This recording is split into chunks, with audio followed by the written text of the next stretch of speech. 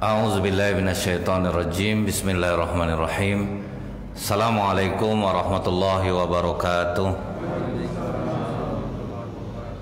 Innal hamdalillah nahmaduhu wa nasta'inu wa nastaghfiruh wa na'udzu billahi min syururi anfusina wa min sayyiati a'malina. May yahdihillahu fala mudhillalah wa may yudlil fala hadiyalah. Asyhadu an la ilaha illallah wahdahu la syarikalah wa asyhadu anna Muhammadan abduhu wa rasuluh. Allahumma salli wa sallim wa barik ala hadzal nabiyil karim wa ala alihi wa sahbihi ajmain. Bapak Ketua Masjid beserta pengurus yang saya hormati, alim ulama, tokoh masyarakat, cerdik pandai, Bapak Ibu, orang-orang tua yang saya muliakan, hadirin hadirat yang semoga kita semua senantiasa dirahmati oleh Allah. Seharusnya Ustadz jurnalis malam ini ya Pak ya. Cuman beliau rupanya di luar kota. Jadi jam 5 sore tadi saya dapat telepon, dan kebetulan saya malam ini kosong yang dramatis sebetulnya nih Pak. Kosong dramatis ini maksudnya apa? Seharusnya saya ngisi malam ini di Masjid Hikmah Jalan Sewu. Tapi karena beberapa minggu yang lalu ada anggota dewan di Kampar yang reses, dia minta saya malam minggu ini. Jadi saya minta izin untuk tidak mengisi di Hikmah Sewu. Rupanya malam tadi anggota dewan ini nelfon tetangga depan rumahnya pas meninggal hari Pak. Jadi kosonglah malam ini jadinya. Itulah Bu ya, kadang ada aja cara skenario Allah untuk mempertemukan kita. Dan mudah-mudahan Bapak Ibu tidak muak nengok saya. Ada 3 kali malam minggu Pak jumpa terus. Bersyukur kita kepada Allah dengan mengucapkan alhamdulillahirabbil alamin. Berselawat kita kepada Rasulullah sallallahu alaihi wasallam dengan ucapan Allahumma sholli ala Muhammad wa ala alihi washabbihi wasallim. Nabi Daud alaihissalam Pak punya anak, ada 2 orang yang terkenal. Satu namanya Absalom, satu namanya Sulaiman.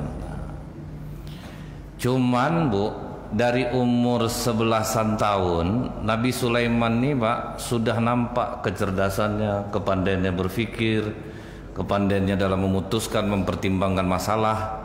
Jadi Nabi Sulaiman inilah yang selalu dibawa oleh Nabi Daud. Jadi kita nih Pak, anak Bapak, cucu Bapak tidak bisa Bapak paksakan sesuai dengan keinginan Bapak, karena kecerdasan itu memang Allah yang ngasih Pak. Ada anak cucu Bapak yang pandai matematik, ada yang penghafal Quran dia suka. Kalau yang tidak penghafal Quran Bu, dimasukkan itu kalau penghafal Quran Pak, blank dia Pak, tidak mau dia. Karena bukan itu bidang dia. Jadi jangan dipaksakan.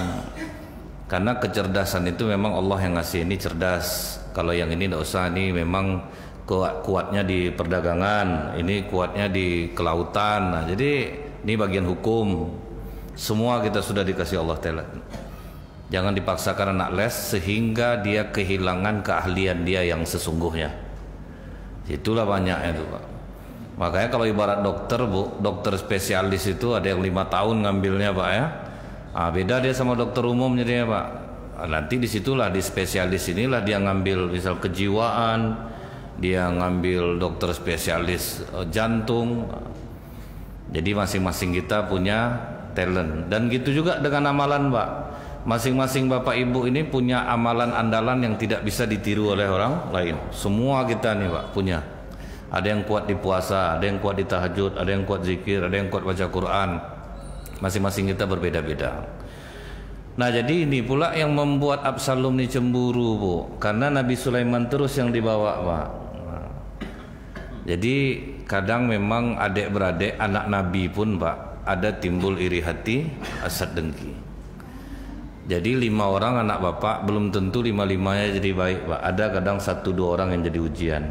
Jadi kita janganlah terkecil hati. Nabi Daud Bu, anak yang disayangnya Nabi Sulaiman. Kenapa disayang? Karena memang dia baik, cerdas. Absalomnya agak preman sedikit Pak. Dia agak preman sedikit. Dilihat Bu dari kecerdasan Nabi Sulaiman dalam menyelesaikan masalah. Pernah dia membantah bapaknya Pak? Bukan membantah, berbeda pendapat dengan bapaknya. Waktu itu ada 2 orang datang punya masalah. Apa kata yang satu ini?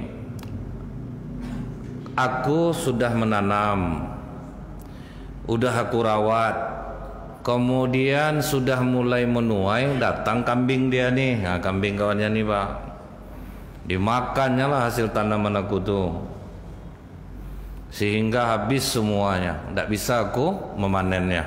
Nah, ini ibaratnya orang bertetangga nih Bu. Makanya kalau melihara ayam jangan dekat-dekat perumahan Pak. Kadang orang sedang ngepel lantai Pak, berak ayamnya di situ Pak. Itu dosa-dosa yang tidak kita tahu Pak, tapi bahaya fatal tuh Pak.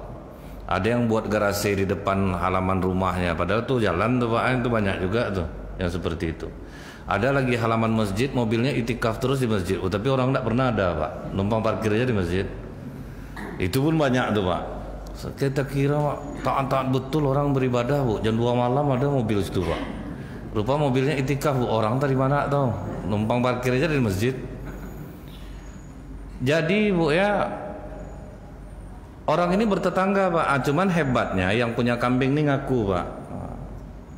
Betul kambing kau yang makan tumbuhan dia?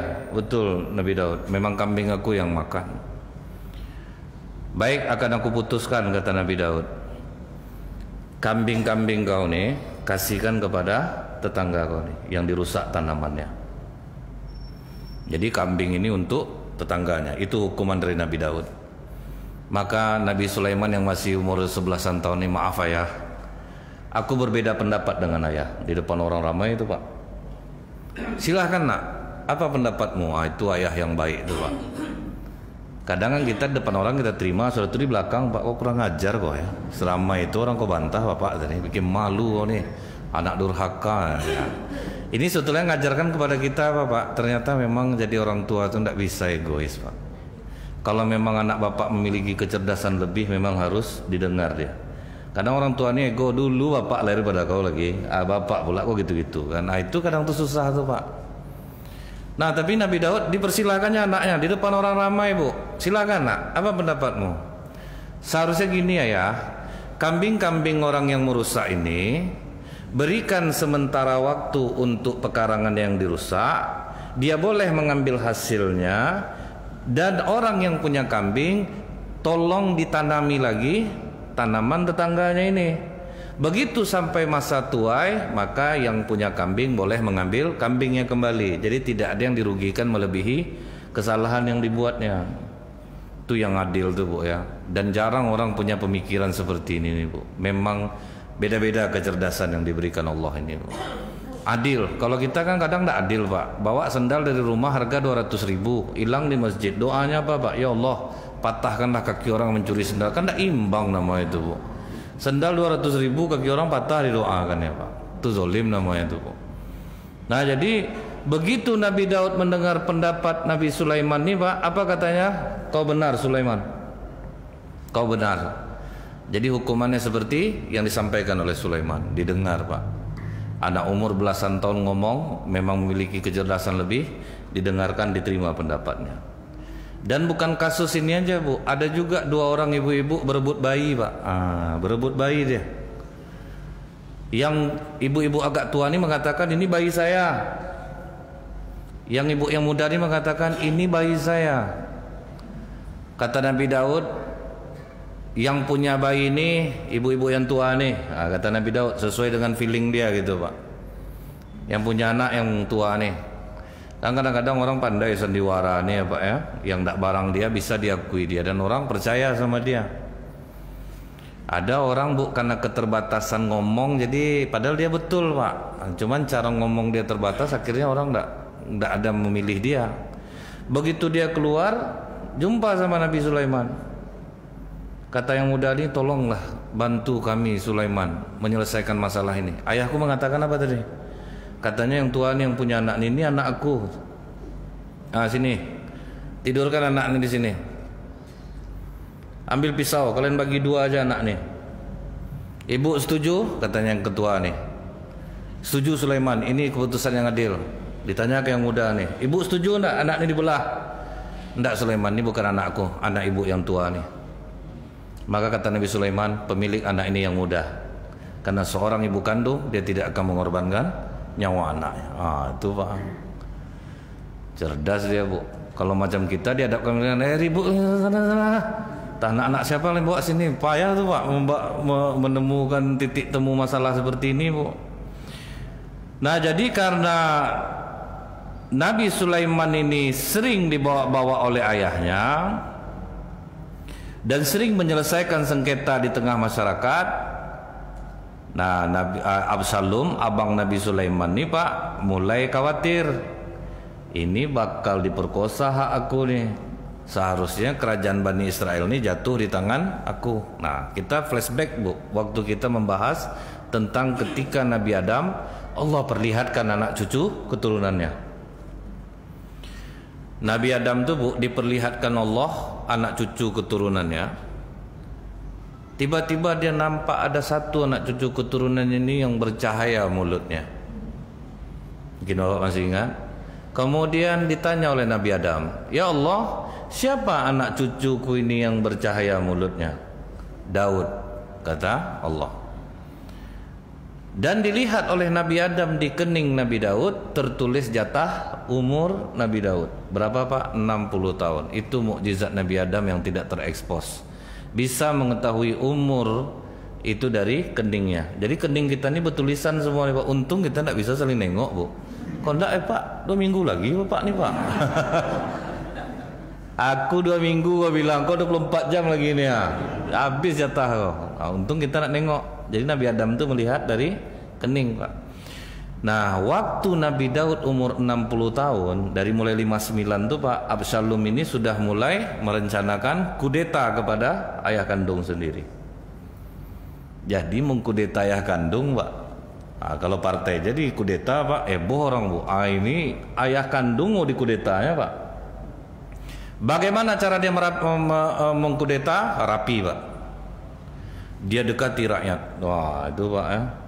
Kalau kita masang-masang foto lah Pak, kemudian sering berkunjung. Nah itu Pak ya. Jadi cara-cara anggota Dewan Reses sekarang tuh Bu, itu cara Absalom tuh Pak.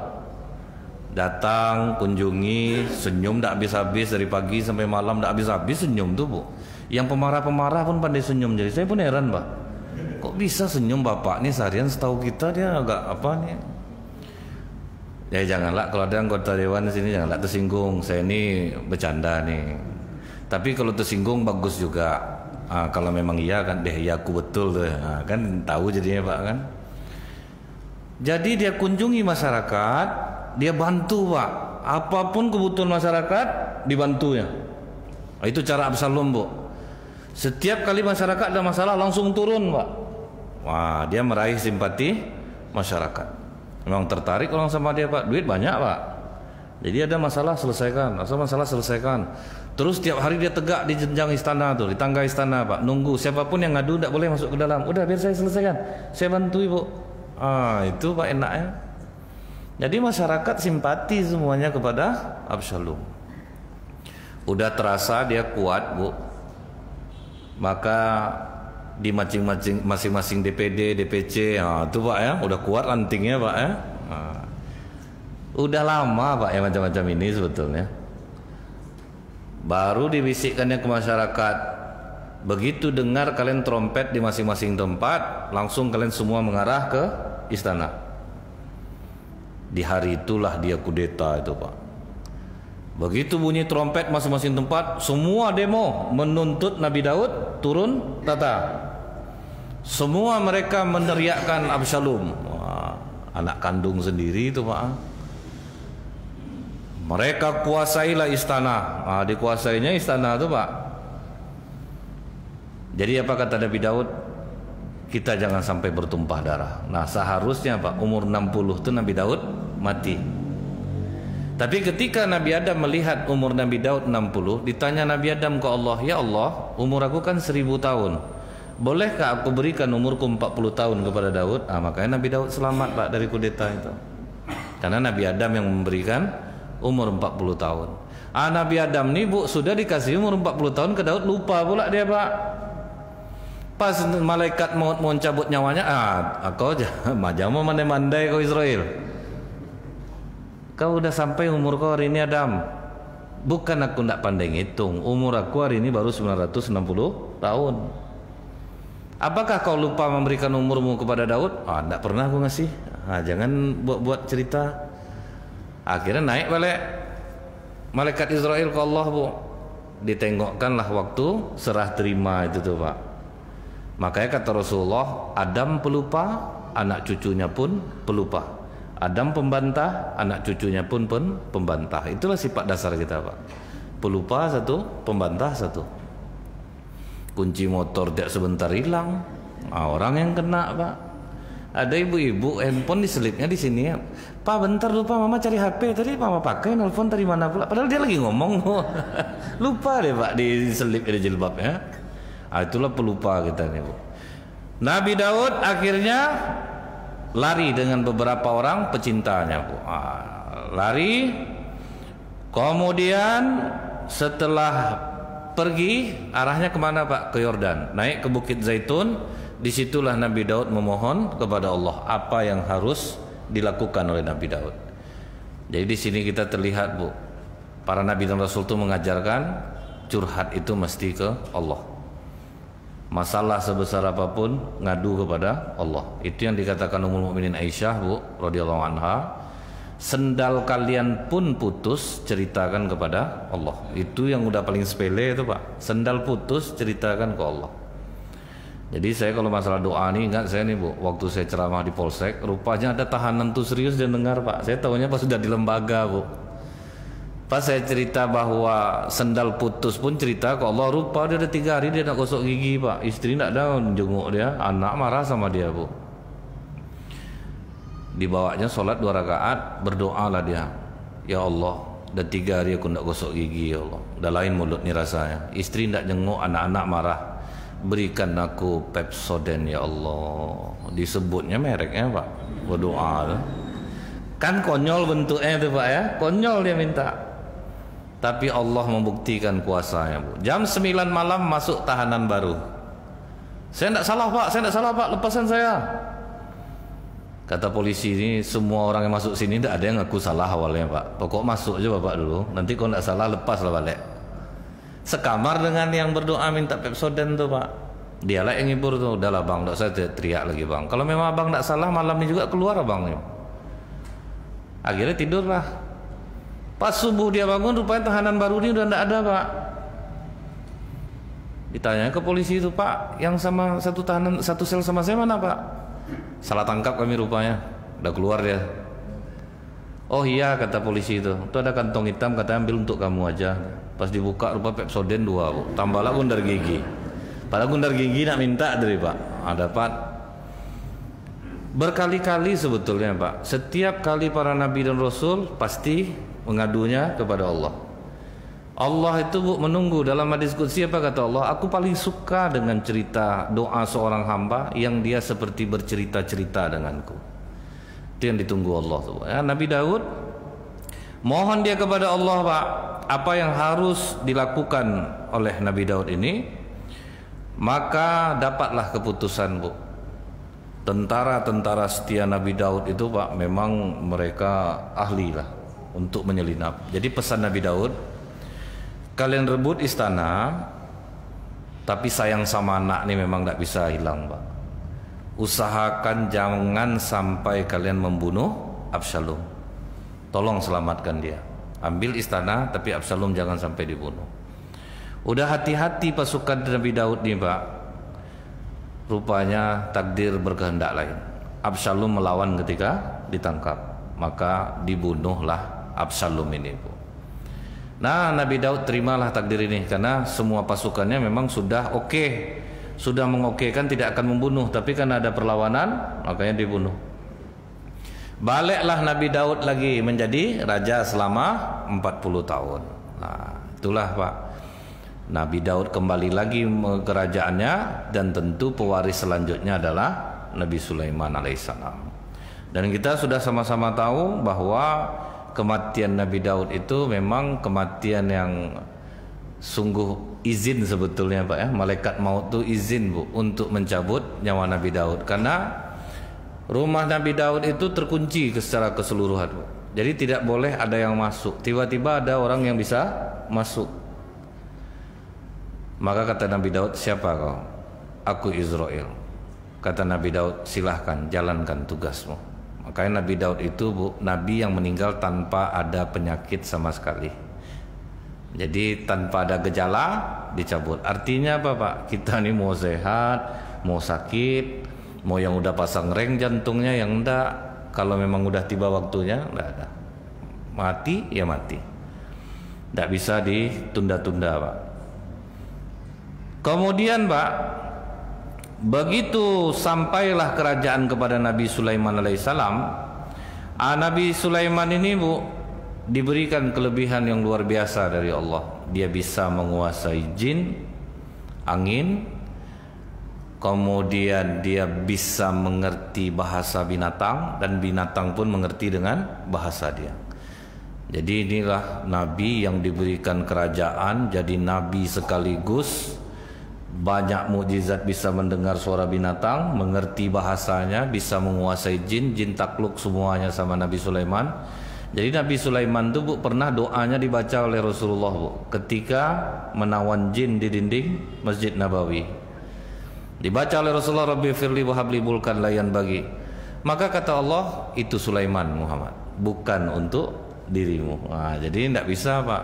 Makanya Nabi Muhammad tidak jadi menawan jin itu, karena itu jatah Nabi Sulaiman. Nah, cuman nih Pak, yang harus kita hati-hati nih, jangan sampai disangkut pautkan mukjizat Nabi Sulaiman ini dengan orang yang bisa nengok-nengok jin walaupun dia berkedokkan agama. Nah, karena tidak ada manusia yang bisa melihat jin.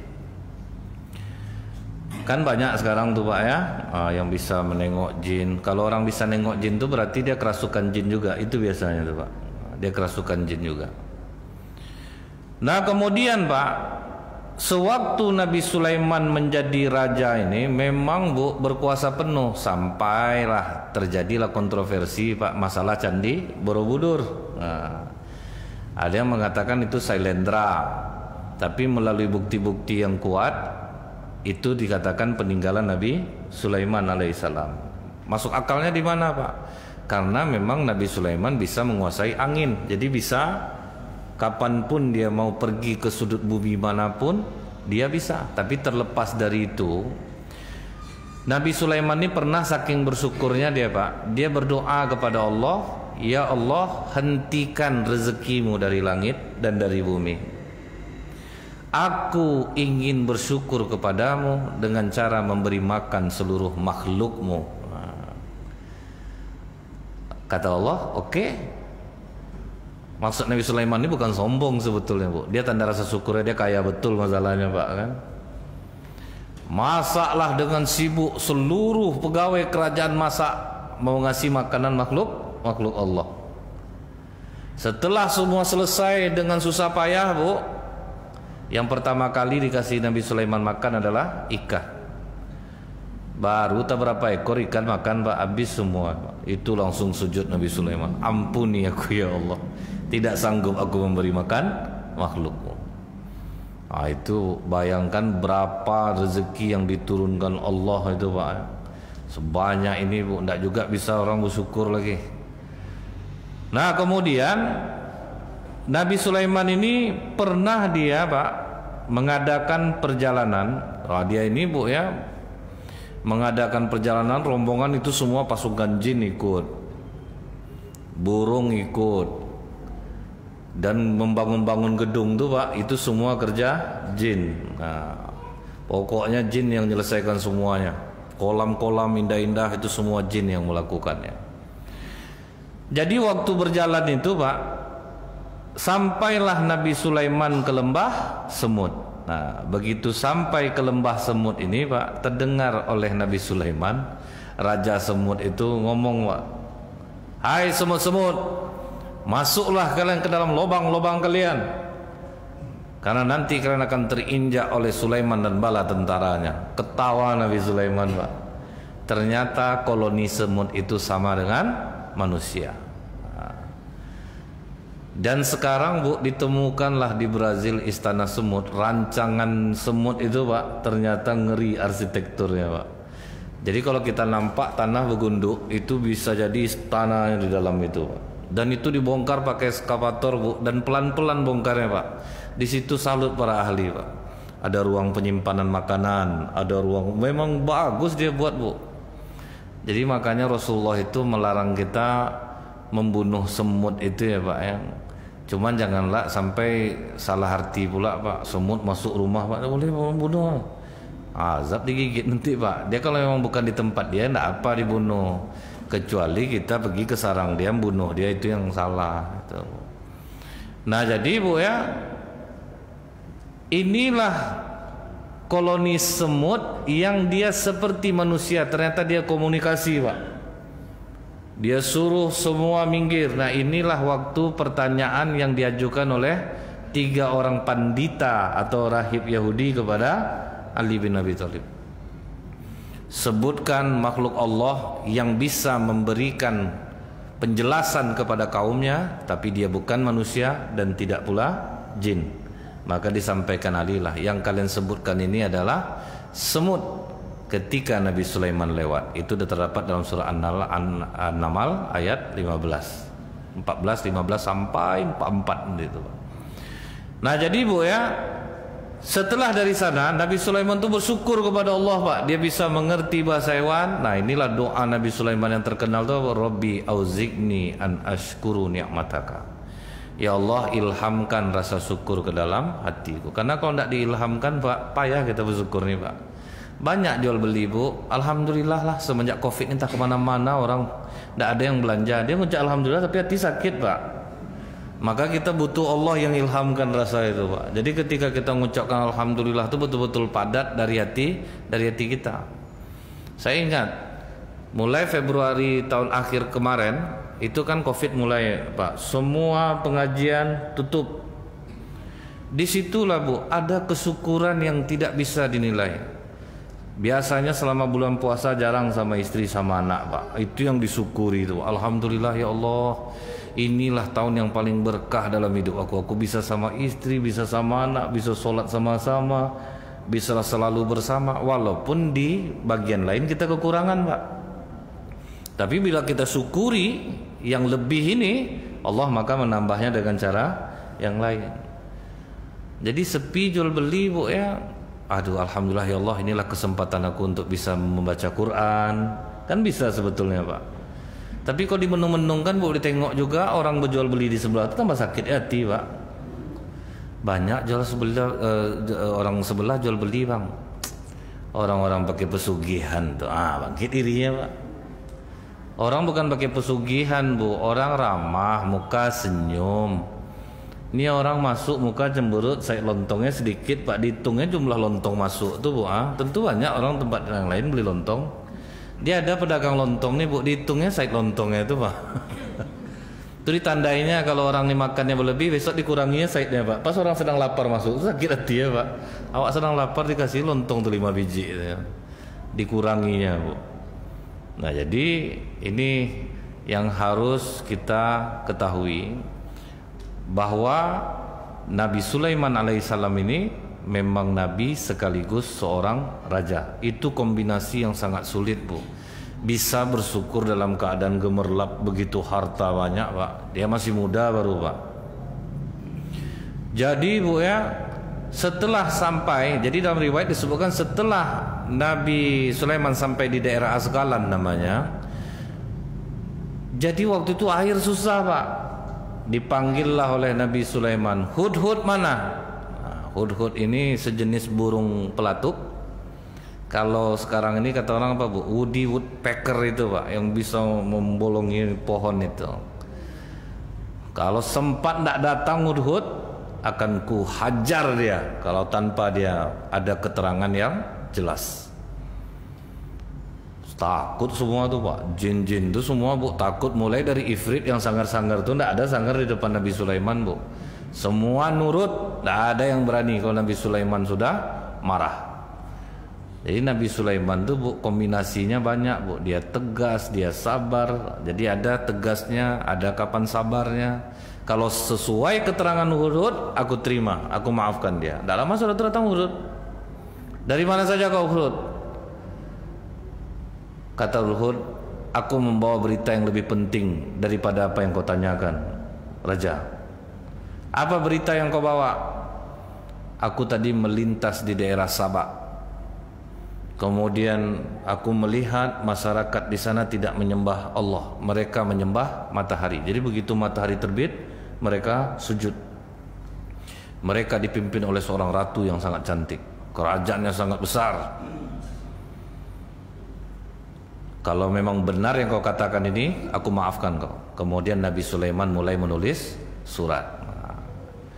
Bismillah, kata Nabi Sulaiman, berserah dirilah engkau kepadaku, jangan kau menyombongkan diri kepadaku. Singkat aja isi Nabi Sulaiman tuh, isi suratnya itu.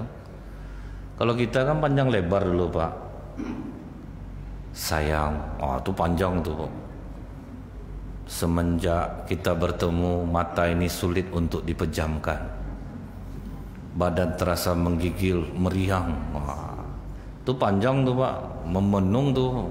Waktu zaman Bapak dulu pakai apa nulisnya Pak?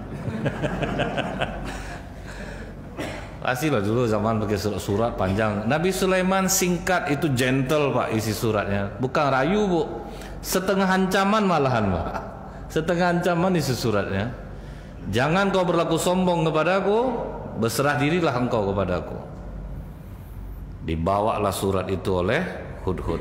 Jadi tidak ada rayu-rayu tuh Pak, pokoknya main tegas saja Pak. Jadi kalau sekarang abang suka sama kamu, kamu mau tidak jadi istri abang? Selesai Pak, tidak usah banyak-banyak cerita.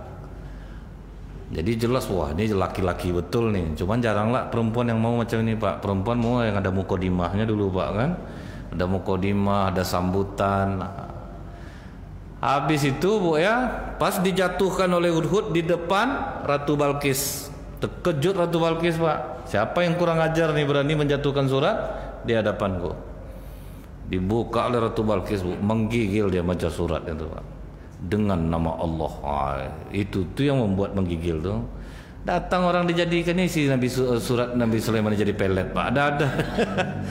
Jadi untuk menarik perhatian perempuan, dibacakannya itu. Baca surat Nabi Sulaiman nih ya. Perempuan tuh misalnya di seberang lautan, tidak ada kapal berangkat, berenang dia nyari kita. Apalah hubungannya Pak? Buatlah panjang-panjang surat tuh. Mau 1000 kali dibuat tidak juga kan ada gunanya. Kadang orang terlalu berlebih-lebihan ya Pak ya. Sesuatu yang baik itu jadi salah ya Bu. Misal ada perempuan hamil, udah di USG Kak. Udah, apa kata dokter? Laki-laki, banyak-banyak baca surat Yusuf tuh Kak, biar ganteng anak kakak. Ndak kan ada lebih dari muka mak bapaknya, percayalah.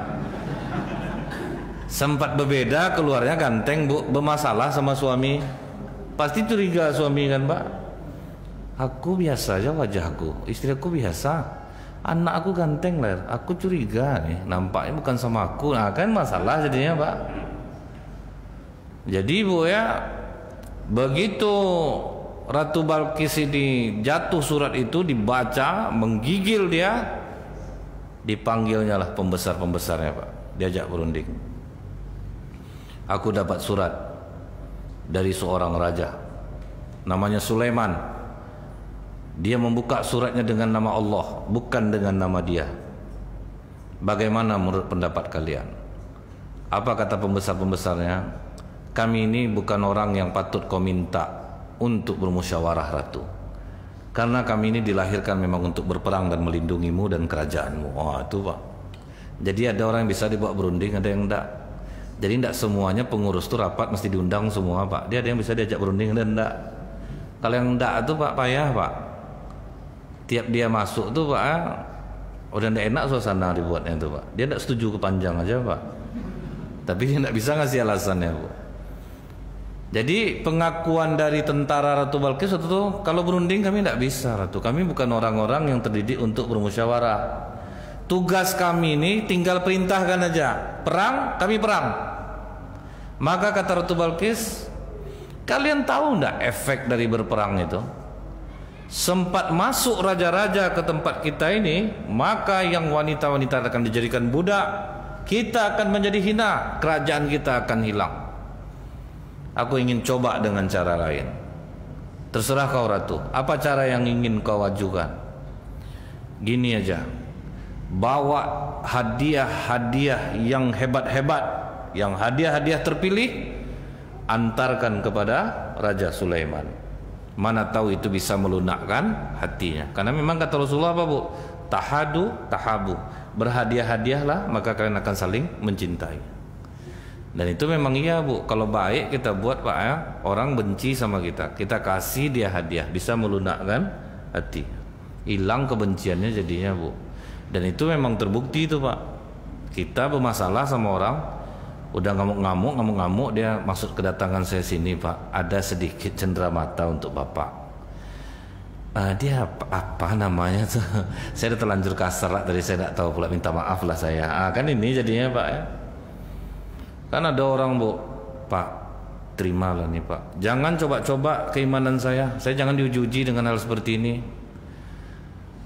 50 juta gimana pak? Ya Allah ya Rabb, jangan bikin saya seperti ini, saya tidak suka digini-gini kan nih. Anda jangan jengkal saya dengan uang 100 juta pak, jangan kok kuat masuk dalam amplop tuh. Payah pak, kalau sama duit nih ngeri pak. Jarang orang bisa kuat tuh pak ya. Kami para ustadznya aja kadang galau tuh bu. Situ ngundang, ini ngundang itu apa kadang tuh pak, galau dibuatnya tuh pak. Susah bu, memang godaan uang nih dahsyat pak. Begitu menang hati itu bu, tapi agak temenung duduk dibuatnya bu. Menang kadang pak ya, dia agak lama menungnya kuat ujiannya itu bu, susah. Jadi makanya lebih baik, saya senang itu pak ya, ada lebih baik tidak usah ditanya. Itu juga pak ya, lebih baik tidak usah ditanya. Macam Ustaz Somad lu pernah bu, Ustaz bisa ceramah di tempat kami Ustaz, cuma kami bisa ngasih 50 juta. Waktu itu belum ada yang ngasih segitu pak. Ustaz Somad memang ini bu, tunggu antrian, tidak ada cerita pak. Sempat saya tuh pak, ayalah pak, batal semua ceramah. Batal semua ceramah tuh, tidak itu pak. Makanya Allah tuh tahu bu, tidak mau saya naik jadinya pak. Nih Nazril bahaya nih. Jadi naik. Mobil berapa yang ditolak Ustaz Somad pak? Fortuner, ya, macam-macam mobil pak deh. Sempat saya tuh pak, saya kumpulkan pak, saya beli tanah, buat gerase, susun semua ya. Allah maha sayang bu. Kalau sempat saya macam Ustaz Somad pakai Lamborghini saya kemarin nih pak. Oke Lamborghini itu duit banyak, berapa miliar penghasilan Ustaz Somad itu pak. Cuman itulah bu ya, beliau udah pantas sehingga dia tidak tergiur dengan dunia. Nah jadi Ratu Balqis ini dicobanya menyuap dengan hadiah nih pak, kasih Nabi Sulaiman hadiah. Nabi Sulaiman dapat informasi dari Hudhud. Apa kata Nabi Sulaiman? Wahai para jin, selesaikan istana yang megah dalam waktu singkat. Wah, bekerjalah jin-jin dulu. Jadi kalau tidak salah di daerah Yaman masih ada sumur-sumur buatan jin tuh pak, sumur batu bu, yang tidak bisa digali sama manusia. Saya rasa eskavator pun tidak akan sanggup menggalinya tuh pak. Itulah masih ada sisa beberapa lubang sumur lagi pak. Itu buatan jin pada masa Nabi Sulaiman. Jadi bu ya, begitu sudah dibuat istana itu semua pak, megah-megah. Nah datanglah utusan Ratu Balqis bawa hadiah. Jadi itu yang dikatakan Ustaz Somad dulu tuh pak, sombong kepada orang sombong adalah sedekah. Maksud Nabi Sulaiman kan sombong tuh pak. Terimalah hadiah dari kami. Kau tengok dinding istana aku dulu, tuh emas tuh, tuh emas tuh, tuh emas. Mau kalian kasih aku hadiah gini, bawa balik. Nah, itu yang sombong tuh pak. Sombong tapi bukan maksudnya untuk menyombongkan diri. Bawa balik hadiah kalian deh. Pokoknya tengoklah, tidak berserah diri kalian, kami serang. Takutlah pak. Begitu utusan ini kembali ke Ratu Balqis, apa kata Sulaiman? Gawat Ratu, mereka akan menyerang. Maka kata Ratu Balqis, aku langsung yang akan berkunjung ke sana. Maka Nabi Sulaiman memerintahkan lagi kepada jin-jinnya, buat istana kaca. Wah, dibuat bagus-bagus bu. Ada tak di antara kalian yang bisa membawa singgasana Ratu Balqis kemari? Datang jin ifrit. Sebelum kau berdiri di tempat dudukmu, tempat itu sudah sampai. Datang satu lagi orang ahli ilmu hikmah bu. Kau memejamkan mata sebentar, singgasana Balqis sudah sampai di sampingmu. Baru memejamkan mata langsung sampai pak. Jadi di sini ada unsur gaib yang untuk menguatkan dakwah Nabi Sulaiman. Nah berpindahlah singgasana itu pak. Nah pas Ratu Balqis berkunjung, kau mengenal ini, kata Sulaiman, Nabi Sulaiman. Iya, ini seperti singgasanaku. Kau mengenalnya? Iya. Di situ Ratu Balqis sudah mulai takut dia, Bu. Berarti ini memang Nabi Allah. Karena singgasananya itu berat dan ditinggal dijaga lagi, Pak. Bisa pindah. Tapi itu untuk Nabi Sulaiman ya, Bu. Kalau ada orang bisa memindah-mindahkan itu jangan percaya, Pak. Dia kadang-kadang orang Indonesia ini kan suka yang aneh-aneh tuh, Pak. Yang ada kurafat-kurafat tuh, Pak. Dibalut dengan agama-agama. Itu paling suka tuh, Pak. Misalnya nih, Bu. Ibu yakin sama saya ketok kepala orang sakit 2 kali sehat. Percaya orang, Pak. Bisa banyak pasien saya tuh, Pak. Mudah betul, Pak. Dulu ada Kiai Dodol namanya. Kami manggilnya Kiai Dodol, Bu. Kalau dia masuk ke pondok dia tuh, Pak, ya, anak-anak muridnya nampung pakai baskom, dikasih air, nanti dia cuci kaki di sana. Sisa air cuci kakinya itu, Bu, diminum tuh, Bu, rame-rame untuk dapat berkah. Datanglah ulama muda, Pak, ikut dia pengajian Kiai Dodol nih, Bu. Sudah pengajian Pak Kiai, banyak saya mendengar jenggot Pak Kiai ini mengandung karomah. Boleh saya minta selembar, katanya. Wah, senang hati Kiai ini, Pak. Cabut selembar, tercabut 2, ambillah 2-nya. Datang murid-murid yang lain berbisik, Pak. Kita yang udah lama ikut pengajiannya, tidak pernah dapat jenggot karomah. Dia baru dapat, mintalah kami Kiai. Ada yang narik, dapat 5, dapat 5, hazab, merah. Nah, itulah pelajaran bagi dia. Nah, ini kita persingkat saja, Pak. Jadi akhirnya Ratu Balqis pas melewati istana kaca itu diangkatnya roknya, Pak. Disangkanya itu kolam. Kata Nabi Sulaiman, tidak. Ini bukan kolam, ini kaca. Wah, di situ tambah takjublah Ratu Balqis. Akhirnya menikahlah Nabi Sulaiman dan Ratu Balqis. Nah, Nabi Sulaiman ini, Pak, meninggalnya tidak ada yang tahu, Pak. Dia sedang memerintahkan jin membuat sesuatu. Dan dia berdiri di atas tongkatnya, Bu. Jin ini tidak tanggung rajinnya, Pak. Dia tidak tahu bahwa Nabi Sulaiman sudah meninggal. Usia Nabi Sulaiman meninggal 52 tahun, Pak. Cukup muda. Jadi di mana tandanya tahu, Bu? Itu yang diceritakan Allah di dalam surat Saba ayat 14. Surat ke-34 ayat 14. Maka ketika kami telah menetapkan kematian atas Sulaiman, tidak ada yang menunjukkan kepada mereka kematiannya kecuali rayap yang memakan tongkatnya. Dah habis sama rayap, Pak, terjatuh Nabi Sulaiman. Disitulah jin tahu bahwa Nabi Sulaiman sudah meninggal. Disangkanya masih ngawasi kerjanya, Pak. Maka tahulah jin bahwa sekiranya mereka mengetahui yang gaib, tentu mereka tidak mau mengerjakan pekerjaan itu. Artinya jin pun sebetulnya tidak tahu masalah yang gaib. Nah, jadi mudah-mudahan ini bermanfaat. Lebih kurang saya mohon maaf. Subhanakallahumma bihamdika asyhadu alla ilaha illa anta astaghfiruka wa atubu ilaik. Assalamualaikum warahmatullahi wabarakatuh.